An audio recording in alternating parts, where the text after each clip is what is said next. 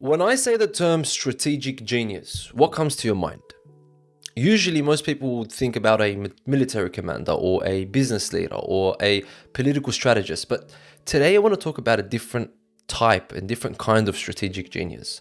One that operates at the highest level of spiritual and psychological mastery.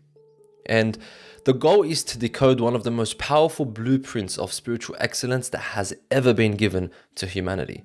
Now, for context, we've been getting together with around 30 to 40 brothers every Thursday night for the past 4 years. And part of our tradition, and the tradition of millions of Muslims around the world, is to recite a supplication every Thursday night. And it's called Dua Kumayl. Now, Dua Kumayl was, you can call it a spiritual blueprint of how to communicate with God that was presented by Imam Ali to his companion Kumayl ibn Ziyad. And the story goes as follows. Imam Ali was sitting once in the mosque. It was late at night and all of the companions were sitting around him and they were about to wrap up the session, as they say, and everyone was about to leave. Imam Ali said, I want to recite a dua. I want to give you guys a secret, something that is so special. Who would like to stay with me? And the man that's put his hand up was Kumayl ibn Ziyad. So everyone left and Imam Ali stayed with Kumayl ibn Ziyad, and he recited the following words. He wasn't reading from a paper. He wasn't reading something they had memorized. He had recited these words. These were talking about something. And because Kumayl was the one that took this information and took this supplication, it was called Dua Kumayl. Now, every Thursday night, as I mentioned, Muslims around the world recite Dua Kumayl. And so have we.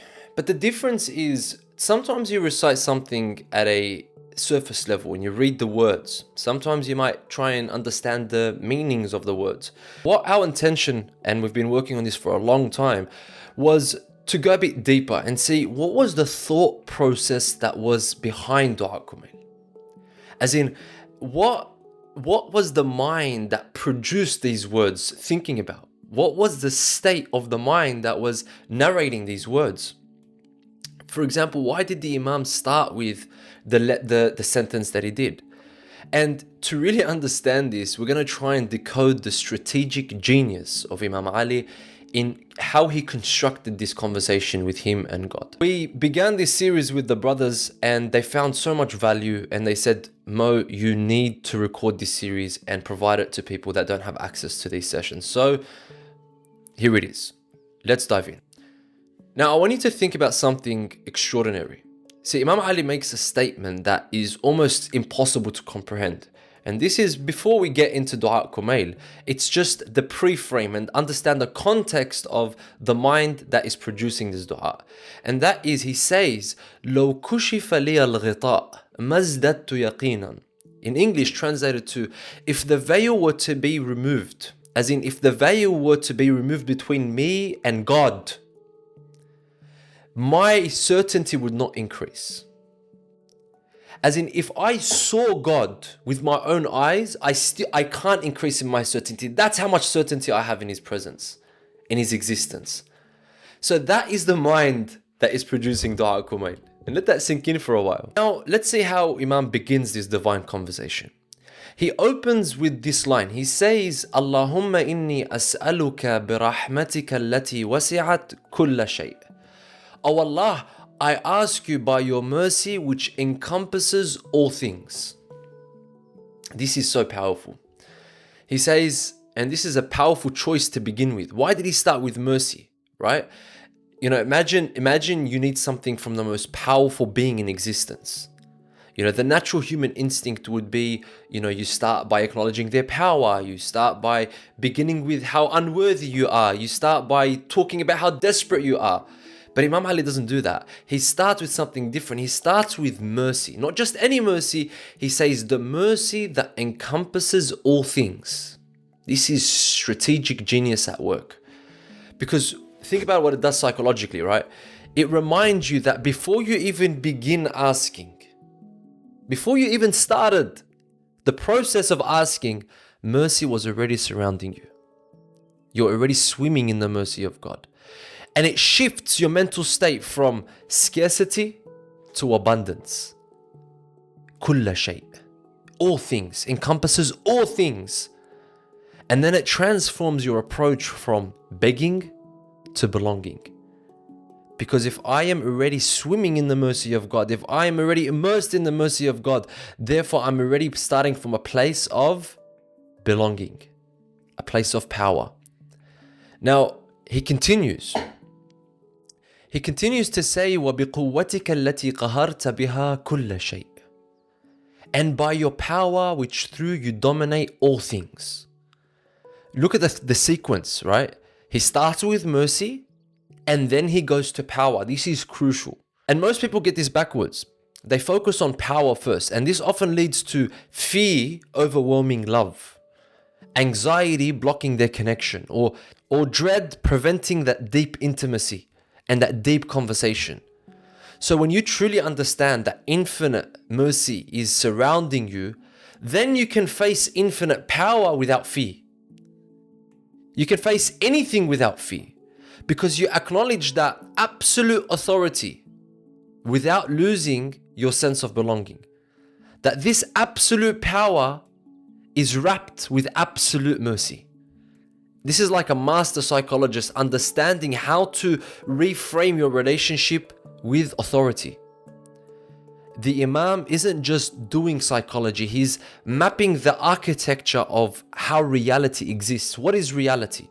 In reality, you are surrounded by the mercy of God, and at the same time, all things are under the power of God. And if you think about this, when you want to lead anyone, whether it's your family or your workers or anyone that you want to, teach and support, you need to embody that mercy and gain that trust and gain that love and gain that compassion and open the door for them to respect you. Then you can enforce your power in a way where the person does not feel demeaned and insignificant. You're empowering them through expressing your power simply because you open the door of mercy. And that's powerful. But then he continues, then he says, وَخَضَعَ لَهَا كُلُّ شَيْءٍ, and to which all things are subjugated. And all things are subjugated to the power and to the mercy of God. And this is where the mind might stop. But for Imam Ali, this recognition is the doorway to complete liberation of the human being. It's the doorway to open the door. It is the doorway to freedom. And here's why. Because when you truly grasp that everything is subjugated to God, that everything is under the dominion of God, then other people's opinion loses power over you. Then material success or failure loses its sting. Then the future loses its ability to create anxiety because you already understand that everything's under the dominion of God. Past loses its power to haunt you because everything is subjugated to God. And if you think about it, what enslaves people today?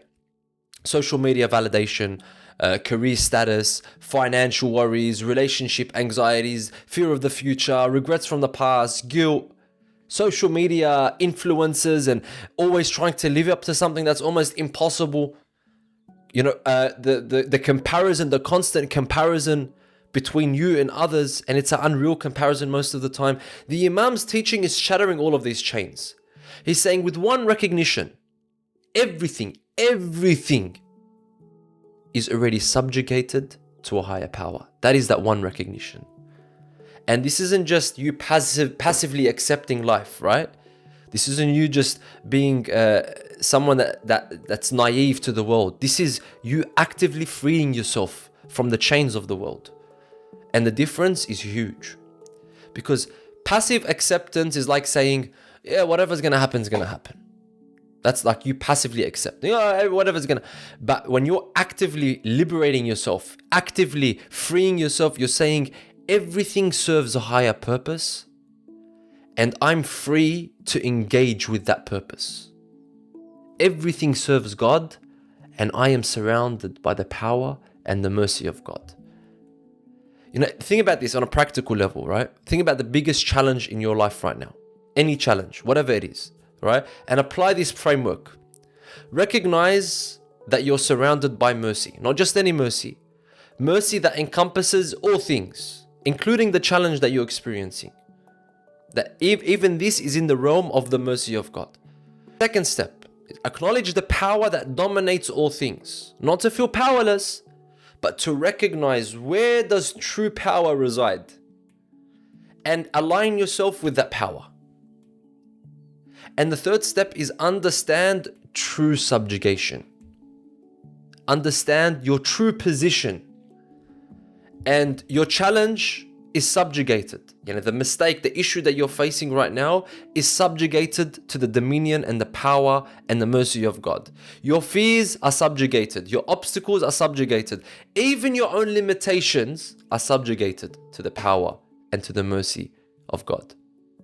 If you were to approach everything this way, by recognizing that you're surrounded by mercy, by acknowledging that God is the true power that dominates all things, and understanding that everything is subjugated to God, how would you approach any situation that you're in? Now, what's really fascinating about these three lines is they form a pattern that repeats itself throughout the dua. The first line establishes the connection, which is mercy. The second line acknowledges reality, which is power. And the third line reveals liberation, which is subjugation. And this pattern isn't random. When we say, for example, as Muslims, we say, Ashhadu anna Muhammadan abduhu wa rasuluh.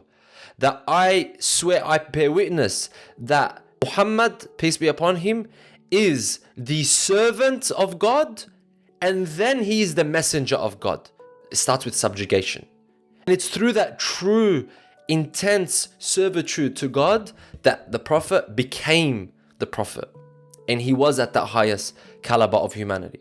And this pattern that the Imam mentions in the dua of mercy, power and subjugation isn't random. It's actually a strategic template for transforming your consciousness. The Imam uses variations of this pattern, different ways, different types throughout the dua to reinforce this idea. And each time he's elevating us to a higher level of understanding. Now, in this episode, we only covered 3 lines, and we have unlocked so much secrets. Now, in the next episode, Imam is going to take it to a deeper level. With the lines that come, he builds on this foundation to access even higher levels of divine connection. And you can see how the Imam is thinking. He's thinking and he's brewing his thoughts with these 3 levels and 3 layers of mercy, power and subjugation. And let's see how he builds off of that and where is he going to? What is he trying to get to? But until then, I want you to truly live with these lines. Truly understand and implement these lines in your life.